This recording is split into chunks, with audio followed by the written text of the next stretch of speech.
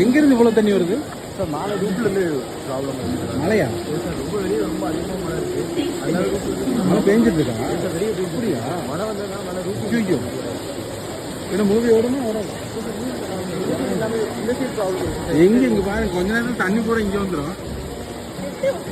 எங்க உட்காந்து பாக்குறது?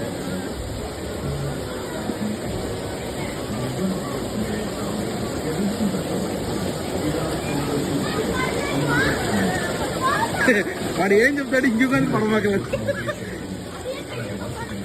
பெரிய மழைன்ட்ட, சரியான மழை.